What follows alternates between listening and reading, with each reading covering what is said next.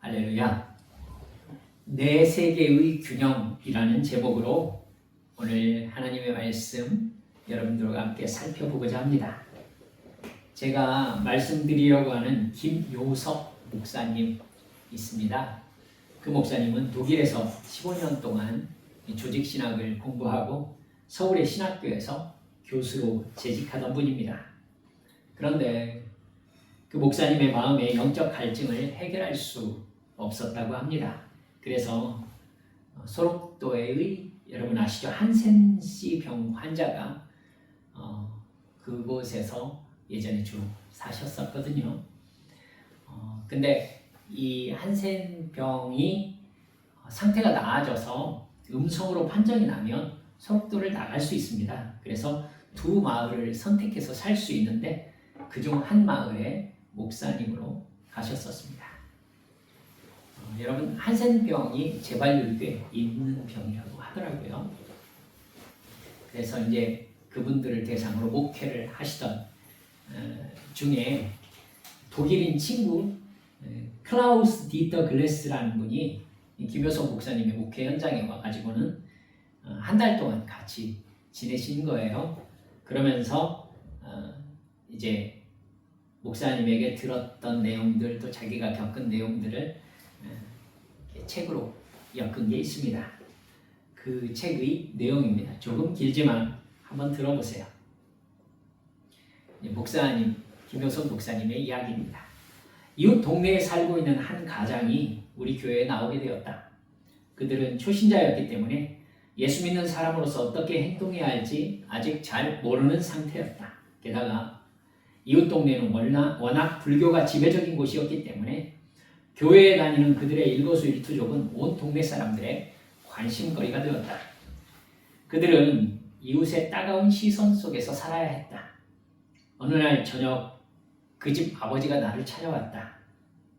잔뜩 화가 나서 목에는 핏대가 서고 얼굴은 시뻘겋게 달아오른 모습이었다. 왜 그렇게 화가 나셨어요? 누구하고 싸우기라도 했습니까? 나는 다그치듯 물었다. 아니요, 오히려 그 반대입니다. 제가 지금까지는 화가 나도 꼭 참았다고요. 예수 믿는 사람은 서로 사랑해야 한다고 목사님께서 늘 말씀하시지 않았습니까? 그런데 옆집 그 인간은 해도 정말 너무하지 뭡니까? 도대체 제가 어떻게 해야 할지 말씀 좀 해주십시오. 목사님은 그래도 목사님이니까 뭔가 답이 있지 않겠습니까? 양 씨는 숨을 가쁘게 쉬며 씩씩거렸다. 우선 그를 진정시키는 일이 급했다. 무슨 일인지 차근차근 말씀해 보십시오. 양 씨는 깊이 숨을 몰아쉰 다음 이야기를 시작했다. 오늘 오후에 우리 어미돼지 5마리가 옆집 채소밭에 들어가서 그 집 채소를 몽땅 먹어치웠거든요. 그랬더니 옆집에서 손해배상을 해달라고 하더라고요. 그야 당연히 배상해야지요. 나는 자신있게 대답했다. 저도 손해는 배상해 주려고 했지요. 그런데 그 인간이 말도 안 되는 걸 요구하지 뭡니까? 도대체 옆집 분이 원하는 게 뭔데요? 글쎄 우리 어미돼지 5마리를 전부 달라는 겁니다. 양씨는 다시 화가 치밀어 오르는 듯 소리를 버럭 질렀다. 아무리 예수 믿는 사람이라도 이런 경우에 화가 안 나는 놈이 어디 있겠습니까? 예? 양씨는 씩씩거리며 내 대답을 기다렸다. 나는 무슨 말을 해줘야 할지 생각하다가 입을 열었다. 그 옆집 사람은 형제님을 시험해보려고 그러는 것 같습니다. 그 사람은 형제님이 마구 흥분하고 화내기를 바랄 거예요. 그렇게 되면 예수 믿는 사람이 얼마나 형편없는지 온 동네 사람들에게 보여줄 수 있으니까요. 그러니까 그렇게 하지 못하게 하려면 그가 원하는 것을 모두 다 주셔야 합니다. 큰 손해를 입게 되더라도 걱정하지 마십시오. 하나님이 더 많은 것으로 갚아주실 겁니다. 내 말이 초신자 양씨에게 설득력이 있을까? 양씨는 양손을 허리에 얹고는 잠시 고민에 빠졌다. 좋습니다. 어쨌든 저는 예수 믿는 사람이니까요. 아까는 정말 화가 났지만 다 접어두고 하나님께 순종하겠습니다. 목사님께서 말씀하신 대로 하지요. 그는 돌아갔다. 양씨는 정말로 한마디 불평 없이 돼지 5마리를 전부 옆집에 주워버렸다. 동네 사람들은 모두 깜짝 놀랐다.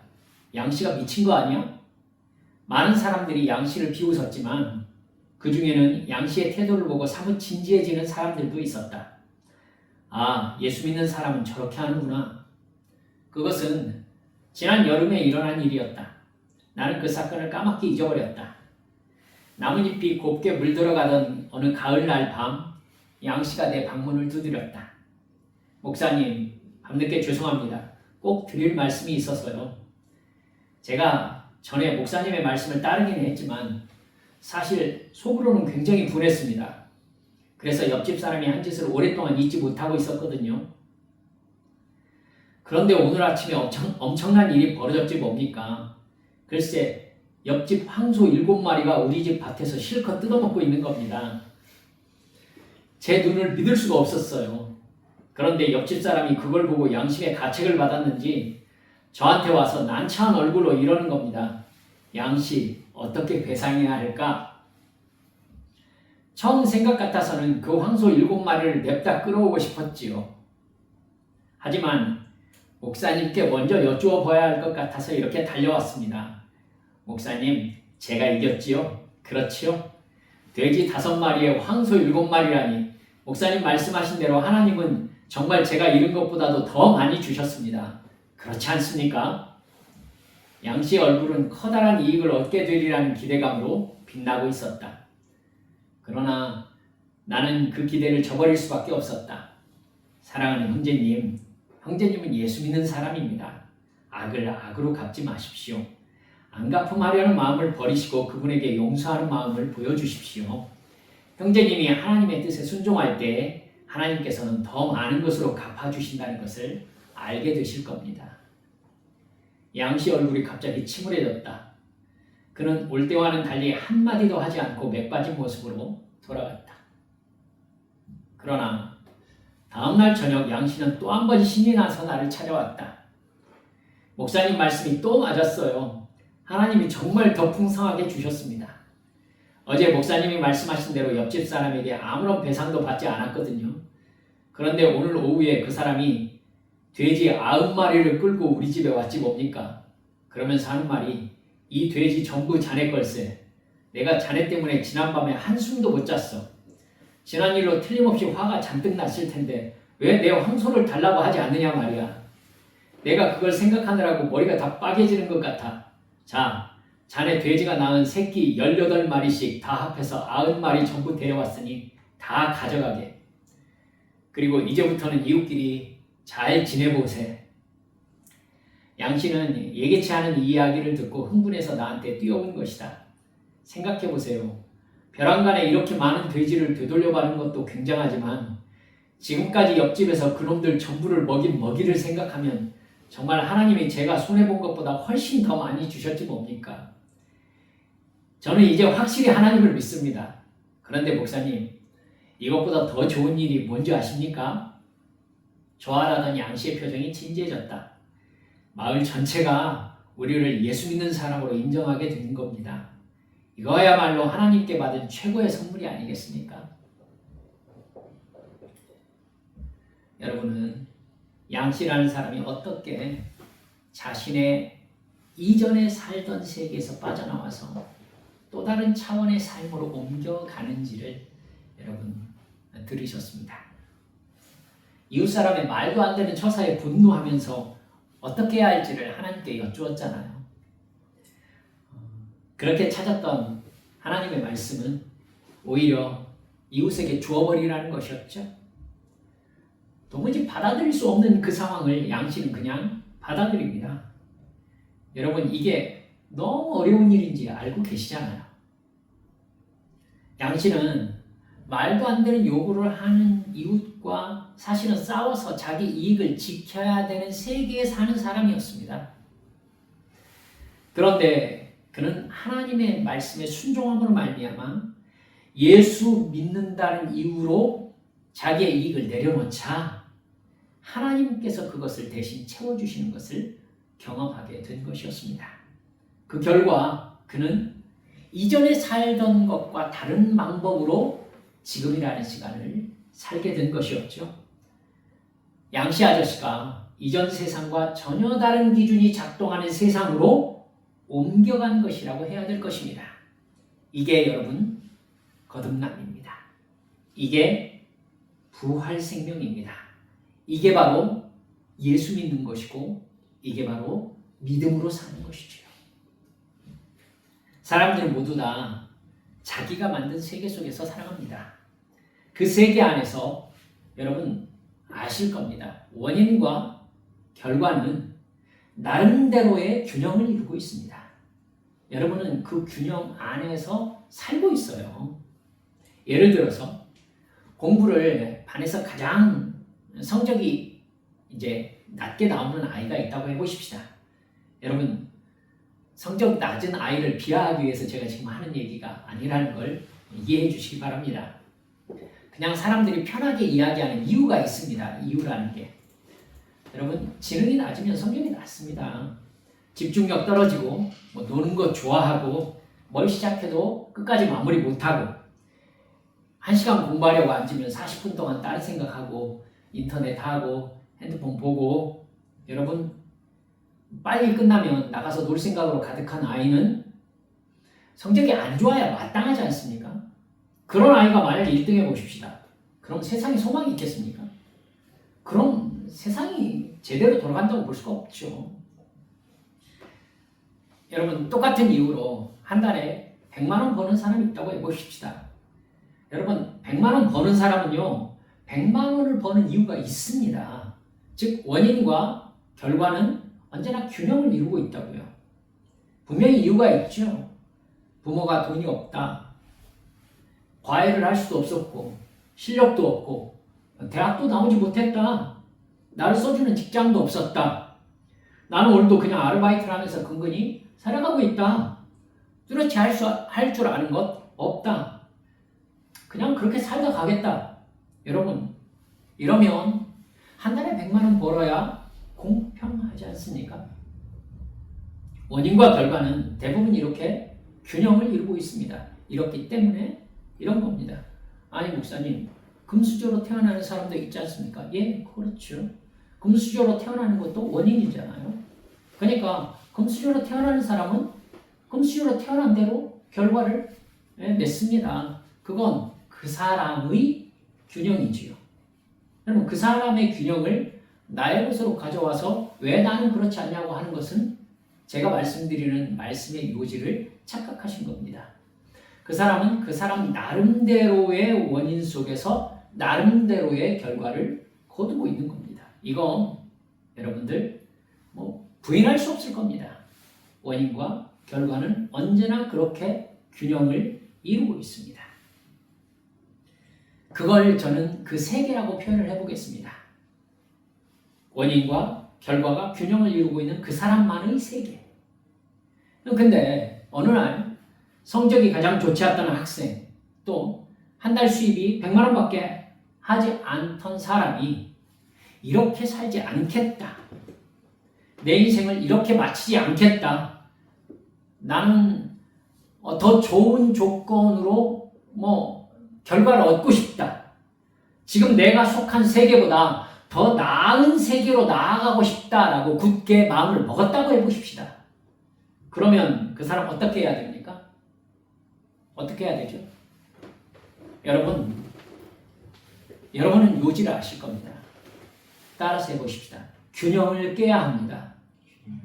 예, 그렇습니다. 지금 이 상황, 내가 있는 세계 속의 원인과 결과라는 균형을 깨뜨려야 합니다. 여러분, 내가 지금 살고 있는 세상의 균형을 깨뜨리고 내가 살고 싶은 세계의 균형 조건으로 들어가야 됩니다. 즉, 지금 이 세상을 탈출해가지고 내가 살고 싶은 세상으로 들어가야 되지요. 그리고 그 세계의 균형으로 옮겨가야 합니다. 반에서 10등 안에 들어가려면 지금 꼴등하고 있는 조건을 깨뜨려야 되겠죠. 가장 성적이 좋지 않은 균형을 이루고 있는 나의 삶의 패턴을 깨뜨려야 합니다. 지금까지 내가 하던 학습 방법을 10등 이내의 방법으로 바꿔야 되겠죠. 그렇죠? 내가 할 수 있는 최선을 다해서 내가 목표로 하고 있는 그 세계의 균형으로 옮겨가야 되는 겁니다. 잠 어떻게 해야 되겠어요? 줄여야 되겠죠. 집중해야 됩니다. 그것은 지금까지의 삶의 패턴과 균형을 깨뜨리는 행동이죠. 그것이 깨져야 10등 안의 실력을 갖춘 세계로 옮겨갈 수 있는 겁니다. 한 달에 100만 원 버는 사람이 원인과 결과의 균형을 깨뜨리면은 여러분 결과를 바꿀 수 있습니다. 생각을 바꿔야 되죠. 시간표를 바꿔야 되고 여러분 아십니다. 그것이 바뀌지 않으면 절대로 지금보다 나은 세계로 옮겨갈 수 없습니다. 여러분 나는 바뀌지 않았는데 결과가 바뀌기를 바라는 마음을 뭐라고 하죠? 요행이라고 합니다. 요행. 여러분 그 말을 요즘 잘 쓰는 말로 제가 바꿔볼까요? 대박이라고 하는 겁니다. 여러분 대박은 비겁하고 나쁜 사람의 말이죠. 여러분 원인과 결과는 균형을 이루고 있기 때문에 여기에 대박이 끼어들면 여러분 불공평한 사회가 되는 겁니다. 불공평한 인생이 되는 거예요. 대박을 바라면서 자기의 원인을 바꾸지 않으면 결과가 바뀌기를 바라는 만큼 도둑인 겁니다. 그렇죠? 그런 사람들이 조금 투자하고 대박을 얻기를 바라서 죄송합니다. 로또를 사시는 겁니다. 그러면 절대로 지금보다 나은 세계로 옮겨갈 수는 없습니다. 예화로 말씀드렸던 양씨처럼 자기가 살던 세계의 법칙과 그 세계에서 살던 삶의 균형을 깨뜨리지 않으면 절대로 그 다음 단계의 세계로 나아갈 수 없다는 겁니다. 그 관점으로 우리가 읽은 본문에 나오는 사울이라는 사람을 살펴보세요. 그는 여러분 여러 번 말씀드렸습니다만 저는 사울 왕을 생각하면 여러모로 안타깝습니다. 이스라엘 초대 왕 아니겠습니까? 초대 왕은 정말 어렵습니다. 시작이 어렵잖아요. 왕이 다스린다는 개념 자체가 없었던 이스라엘입니다. 거기에서 그냥 왕으로 추대된 사람이에요. 그러니 그가 나라의 기강을 세우고 왕정 제도를 바로잡고 나라 꼴이 되게 하려면 왕권을 강화하는 것은 너무나 당연한 일입니다. 왕권이 강하다는 것은 왕이 군사력과 경제권, 행정권, 사법권을 강하게 가지고 있다는 뜻이 되겠죠. 그래야 나라의 방향성이 생겨나는 겁니다. 그 면에 있어서 사울 왕은 인간적으로 별로 큰 실수를 하지 않은 사람입니다. 나름대로의 군대와 나라의 행정력을 제대로 갖춘 왕으로서 초대 왕의 대접을 받을 만했던 사람인 거예요. 여러분 성경을 세밀하게 읽어보세요. 그런데 사울이 정말로 핵심을 잊었던 것이 한 가지 있었어요. 한 가지. 다른 거 없었습니다. 한 가지 있었어요. 자기가 세력을 모아서 이스라엘을 정복해가지고 왕위에 오른 사람이 아니라 하나님께서 자기를 느닷없이 세워가지고 왕으로 추대된 존재가 자기였다는 사실입니다. 원래 이스라엘 왕은 누구입니까? 여호와 하나님입니다. 그런데 이스라엘 국민들이 왕을 세워달라고 요구했습니다. 그러자 하나님께서 하나님을 대리해서 나라를 다스릴 위임 왕을 뽑았던 사람이 바로 사울 왕이었던 겁니다.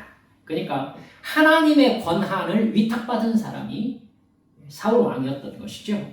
그러기에 사울 왕은 언제나 잊지 않아야 됐던 것이 뭐냐면 나는 내가 전쟁에서 나라를 빼앗은 사람이 아니라 세움받은 위임 왕이다 라는 것을 언제나 기억하고 있었어야 했습니다. 권력이 자기 것이 아니라 하나님 것임을 알아야 했고 따라서 하나님의 통치를 펼쳐가야 했었던 겁니다. 그러려면 사울이 가장 신경 써야 했던 것이 무엇입니까? 아시죠? 하나님의 뜻입니다. 하나님의 뜻에 복종하는 것이죠. 나라의 최종 책임이 누구에게 있어요? 하나님에게 있어요. 그러니까 마음만 바꾸면요, 사실은 사울 왕은 아무 부담 없이 왕위를 영위할 수 있었던 사람입니다. 그렇죠? 나라의 최종 책임? 자기는 뭐만 하면 돼요? 하나님의 말씀을 듣고 순종만 하면 되는 겁니다. 그러니까 마음만 먹으면 되게 쉬운 일인 거예요. 자기에게 책임이 있지 않으니까. 여러분, 근데 사울 왕은 자기가 왕이라는 생각을 끌어안습니다. 그리고 여러분, 사울 왕은 책임 없는 사람이 아니었어요. 쭉 읽어보세요. 자기가 전쟁에 책임을 지려고 했고요. 자기가 나라의 통치 체계를 바로 세우려고 가는 곳마다 정말 용사 같은 사람을 불러 모아서 군대를 키웠습니다. 여러분, 나름대로 책임지려고 참 애썼던 사람인 거예요. 근데 문제는 뭐냐면 사울 왕이 그렇게 해서 하나님의 나라를 지키려고 했던 사람이 아니라 자기의 권력을 세우려고 했던 사람이었다는 게 문제입니다. 그러면 무슨 상황이 벌어지죠? 사울의 권력욕과 원래 왕이셨던 하나님의 권력이 부딪히게 되는 거잖아요. 그렇죠? 그래서 사울 왕은요, 블레셋과의 전쟁에서 여러분 사무엘을 기다려야 되는 상황에서 자기가 번제를 드려버립니다.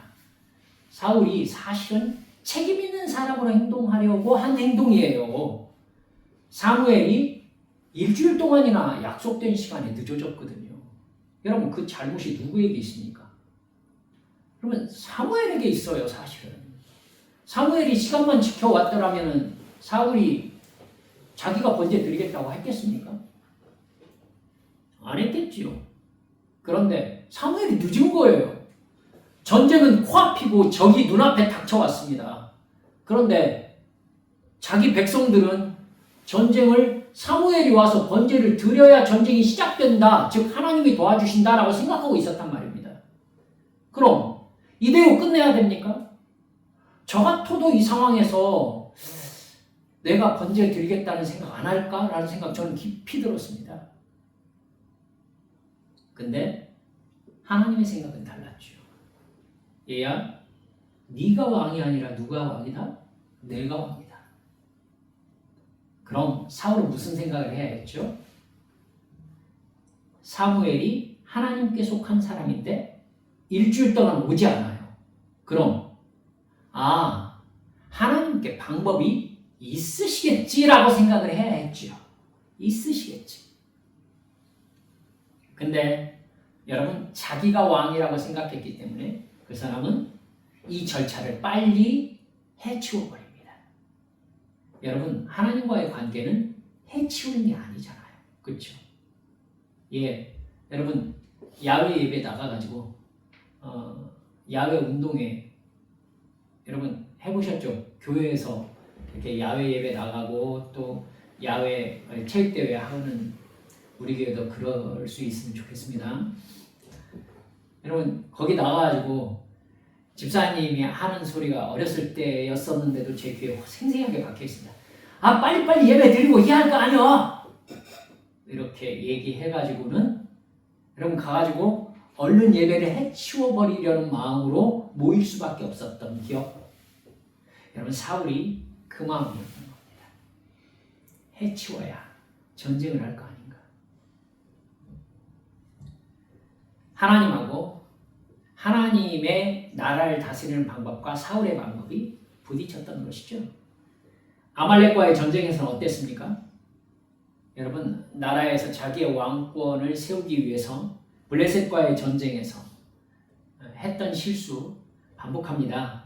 아말렉의 왕과 가축들을 전리품으로 끌고 오잖아요. 여러분 그래서는 안 됐죠. 헤렘 전쟁이었으니까 모두 다 전멸시켜야 했었습니다. 그런데 여러분 하나님의 전쟁을 심판 전쟁을 자기가 치르는 것처럼 전리품을 끌고 온 거예요. 그러면 결국 사울이 자기가 하나님이다라고 선포한 셈이 되어버린 것이죠.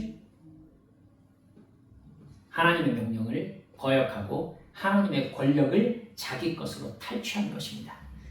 이스라엘 왕이 하나님이 아니라 자기라고 시위한 셈이 되어버렸던 것이죠. 그래서 하나님이 다음 왕을 다윗으로 교체하려고 하신 겁니다. 다윗은 하나님의 말씀에 온전히 순종하고자 하는 신앙의 기본이 되어 있는 사람이었기 때문이죠. 다윗은 하나님의 은혜를 받아서 골리앗을 제거하면서 이스라엘이 화려하게 등장합니다. 여러분, 사울이 다윗을 질투하는 건 너무나 당연한 일인 거예요. 다윗에게 권력이 쏠리면 안 되잖아요. 그런데 다윗은 가는 데마다 형통합니다. 왜? 하나님이 함께 하셨으니까. 하나님은 사울에게 사실은 회개의 기회를 주고 계시는 것을 여러분 눈치채셔야 됩니다. 그렇죠? 여러분, 다윗이 하나님과 함께함으로 말미암아 그의 인기가 사울을 능가한다? 여러분, 사울이 그것을 보고 다윗을 없애야겠다라고 생각하는 것은 아주 1차원적인 생각입니다. 하나님이 지금 나에게 회개를 촉구하고 계시는구나 라고 봤으면은 사울이 다른 결정을 내렸을 거예요. 하지만 사울은 하나님과의 관계에서 그만한 영적인 깊이를 가지고 있지 못했습니다. 결국 사울이 결정한 게 무엇입니까? 다윗을 죽여야겠구나. 그리고 다윗은 도망갔고 사울은 추격하는 본문의 상황이 벌어졌던 겁니다. 그리고 우리가 잘 아는 동굴 상황이 벌어진 거예요. 여러분, 참 얄궂은 거 여러분 기억하고 계시죠? 사울이 다윗을 수색해서 죽이려고 왔다가 동굴로 대변을 싸러 들어갔다가 식사하시기 전에 죄송합니다. 그 상황에서 여러분, 제가 생각할 때는 틀림없이 사울의 자세는 입구를 바라보는 자세였을 것입니다. 그 동굴 안쪽에서 다윗이 길게 늘어진 사울의 옷자락을 칼로 베어내지 않습니까? 여러분, 동굴 바깥으로 나간 사울 왕에게 다윗이 큰 소리로 외칩니다. 사울 왕이여, 이게 당신의 옷자락입니다. 나는 오늘 이 옷자락 대신 당신의 목을 자를 수 있었습니다. 하지만 당신은 하나님께서 기름 부어 세운 왕인 고로 당신의 생명의 여부가 나에게 달려있지 않음을 알고 나는 당신의 옷자락만 잘라냈습니다. 내가 나쁜 마음만 먹었으면 오늘 당신은 죽었습니다. 내가 당신과 적이 되고 싶은 마음이 없다는 것을 당신에게 알려주고자 내가 이렇게 이야기합니다. 여러분, 무슨 상황이 벌어졌겠어요? 사울 왕이 군대 3,000명을 끌고 왔거든요. 근데 그 3,000명 앞에서 다윗이 이렇게 얘기한 겁니다. 정예 부대 아니겠습니까? 아마 사울을 따랐던 군대들은 이 나라를 사실은 사울이 아니라 다윗이 다스려야 된다라는 사실을 생각할 수밖에 없는 상황이었을 것입니다. 우리가 사울을 따르는 게 맞는가? 이 나라의 왕이 사울인 게 맞는가? 이 의구심이 들 수밖에 없었을 거예요. 사울은 어땠을까요? 마음이 쿵 떨어졌겠죠. 여러분, 막말로 얘기하면 이렇게 얘기할 수 있겠죠. 저 녀석은 내가 처리할 수 있는 놈이 아니구나. 지금 자기는 3,000명을 끌고 다윗을 죽이려고 왔어요. 나라의 왕이, 여러분, 경상도만한 나라입니다. 경상도만한 나라에서 3,000명이 한 사람을 수색했습니다. 여러분, 한 사람을 찾으려면 힘들지 모르지만은 다윗을 따라다니는 사람이 몇 명입니까? 지금은 400명이었습니다. 400명이 가족까지 끌고 와 있습니다. 그러면 그 사람들 3,000명이 찾아내는 거 어렵겠습니까? 어렵지 않죠. 그런데 다윗이 자기에게 잡히지 않고 자기 옷자락을 들고 있는 거예요. 여러분, 마음만 먹었으면 저 사람이 들고 있는 게 자기 목이었을 수도 있는 거 아닙니까? 저 인간은 내가 처리할 수가 없구나. 저놈은 나와 다른 세계 속에서 살고 있는 녀석이구나. 다윗이 두려워졌을 것입니다. 여러분, 정확히 얘기하면 다윗이 두려웠겠습니까? 다윗 뒤에 있는 하나님이 너무너무 무서웠겠지요. 자기가 속해 있는 세계가 얼마나 초라한가를 알게 되었을 것입니다. 3,000명의 군대가 지금 아무 역할도 하지 못하는 거예요. 군대를 이끌고 다윗을 수색하러 나왔는데 완전히 닥쳤던 게 지붕 쳐다보듯 하는 상황이 벌어진 것입니다. 다윗이라는 인간은 자기와 군대의 힘으로는 어찌할 수 없는 세계의 보호를 받고 있는 사람이었던 겁니다. 그뿐입니까? 그 세계의 힘이 어떤 힘을 가지고 있습니까? 마음만 먹으면 자기를 언제든지 없앨 수 있다는 것을 확인한 거잖아요, 지금. 저 옷자락이 사울에게는 틀림없이 자기 목으로 보였을 거거든요. 사울의 반응이 너무나 비통하고 초라하고 고통스럽습니다. 16절에 보면 사울이 소리 높여 울음을 터뜨렸다라고 나와요. 자기의 초라함과 하나님의 위대하심과 하나님의 손안에 있는 다윗을 어찌할 수 없다는 절망이 사울에게 찾아왔던 것이죠. 20절을 보세요. 보라, 나는 네가 반드시 왕이 될 것을 알고 이스라엘 나라가 네 손에 견고히 설 것을 알고 있다. 뭐죠 이게? 여러분, 이 얘기는 안 했어야죠. 내가 너를 죽이려고 하지만 너는 반드시 나를 대신해서 왕이 될 것이다. 이거 어쩌자는 거죠? 자기가 알고 있는 거예요. 자기는 제거되고 다윗이 세워질 것을 자기도 알고 있는 거예요. 왜 회개하지 않는 거지? 자기는 다윗을 털끝 하나 건드릴 수 없다는 사실을 알고 있습니다. 다 알아요. 자기는 강한 왕권을 추구하면서 자기를 위해 사는 세계 속에서 살았다면 다윗은 하나님의 왕권을 추구하면서 하나님의 세계에 사는 사람이었던 겁니다. 그러니 여러분, 자기가 사는 세계 속에서 사울 왕은 자기 목숨을 자기가 지켜야 되는 거예요. 자기 왕권이니까. 여러분, 다윗은 하나님의 왕권을 위해서 사는 세계 속에서 하나님의 보호를 받습니다. 그럼 다윗의 목숨은 누가 책임져? 하나님이 책임지시는 거잖아요. 그렇죠? 여러분, 그 사실을 사울 왕이 깨달은 겁니다. 그럼 어떻게 해야죠? 당연하죠. 여러분 아시잖아요. 회개해야죠. 회개해야죠. 돌이켜야죠. 하지만 사울 왕은 자기 세계의 균형을 끝내 깨뜨리지 못합니다. 결국 사울은 자기가 자기 끝을 알고 있음에도 불구하고 자기 세계를 탈출하지 못합니다. 그 세계에 갇혀서 그 세계의 죽음을 맞이합니다. 그는 군대를 의존해서 자기 권력을 유지하더니 블레셋과의 전쟁에서 패하면서 전사하고 말았습니다. 그것도 블레셋의 칼에 죽은 게 아니라 자기 칼에 자기 스스로 자기 배를 찔러 자살했습니다. 예언되어서 다 알고 있는 멸망의 길을 사울은 그냥 걸어간 거예요. 맨 처음 말씀드렸던 양씨 아저씨를 생각해 보십시오. 그 사람이 하나님의 말씀에 순종함으로 자기 세계를 벗어나 하나님을 경험하는 세계로 들어갔지 않습니까? 그는 이전에 살던 세계에서는 전혀 알지 못하던 영적 지식과 영적 경험을 알게 되었고, 여러분, 이제 그것을 바탕으로 다른 삶을 살게 되었던 겁니다.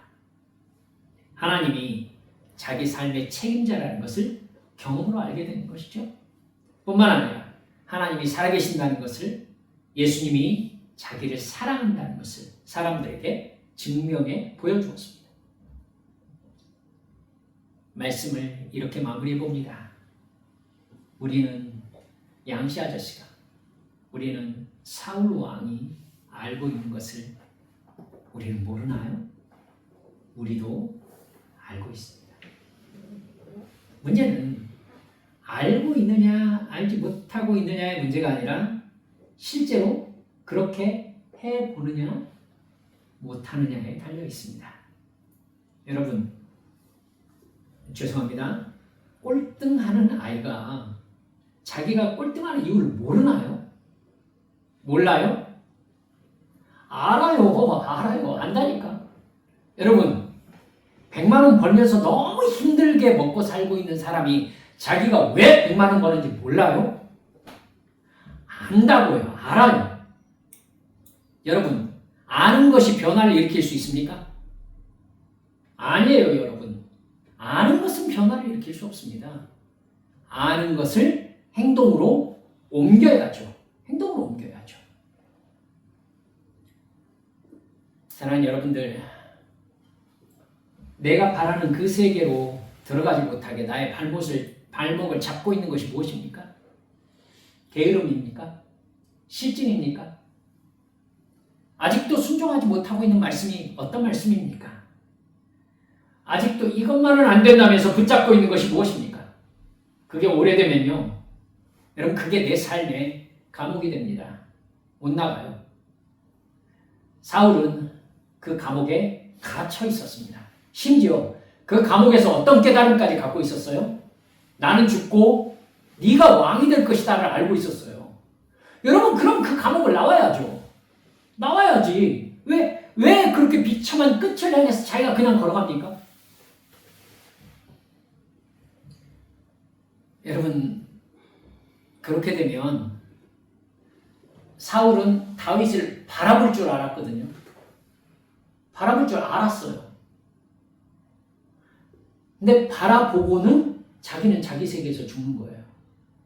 이게 뭐냐고요. 이게 성령께서 가르쳐 주시는 대로 나의 고정관념과 내 삶의 방식의 영적인 감옥을 부숴야 돼요. 예수 이름으로 주님께서 사실은 하나님의 자녀들에게는 그 감옥을 부숴주셨거든요. 이게 거듭남이거든요. 그 감옥에서 새처럼 날아갈 수 있게끔 하나님께서 우리에게 부활 생명을 주셨다고요. 근데 왜 그 감옥에 들어가 있습니까? 내가 그 감옥을 만들어서 그 안에 들어가 있는 거예요. 내가. 사탄이 엄청난 역사를 해가지고 나를 그 감옥에 가뒀다고요? 절대 그렇지 않습니다, 여러분. 사실은 내가 만든 감옥이지요. 이게 나다라고 나 자아상을 내가 만든 것이죠.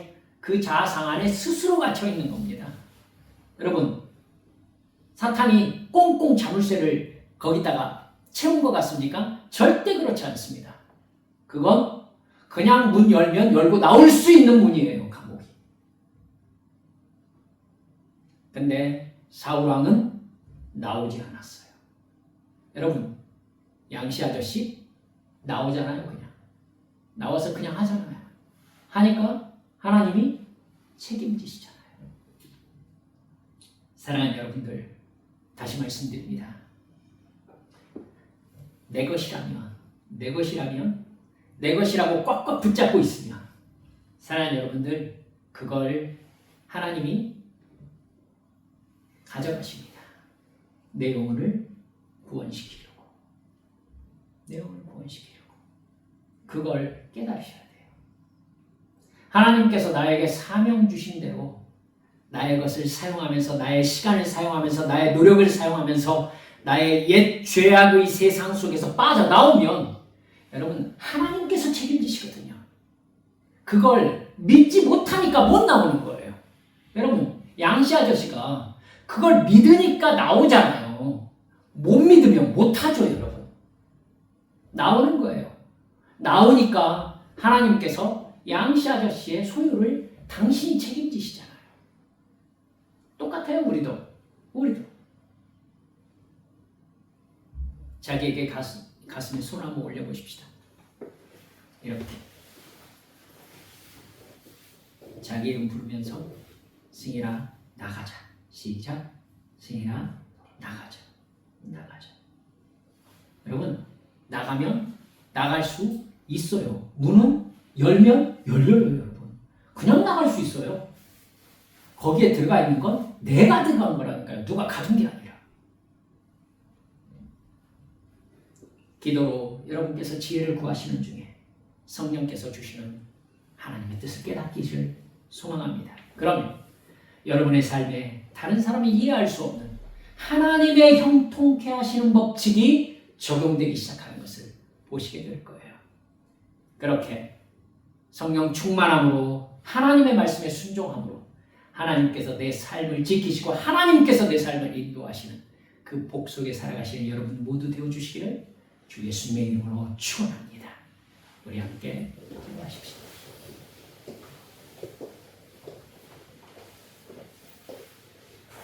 사랑하는 여러분들, 우리는 이미 알고 있습니다. 얘야, 옛사람으로 살지 말아라. 내가 너를 위하여 준비한 것은 지금보다 훨씬 더 복되고 훨씬 더 행복하고 훨씬 더 만족스러운 삶이다. 근데 네 눈에 그렇게 보이지 않을 거다. 그러니까 내 말을 믿고 발을 디뎌라. 얘야, 기도가 너에게 무슨 의미가 있느냐고 별로 비중도 생각하고 있지 않지. 그러나 기도해보아라. 그리고 예배 드리러 나와보아라. 그리고 하나님께서 깨닫게 해주시는 대로 순종해보아라. 그래서 그 세계로 나오느라. 그 세계가 얼마나 자유로운 세계인지, 얼마나 복된 세계인지 내가 경험하게 해주리라. 이 시간 기도하시면서 주여, 그 주님의 손 붙잡고 주 앞에 나아가겠습니다. 이끌어 주시옵소서. 함께 통성으로 기도하시겠습니다. 기도합니다. 하나님 아버지, 감사합니다.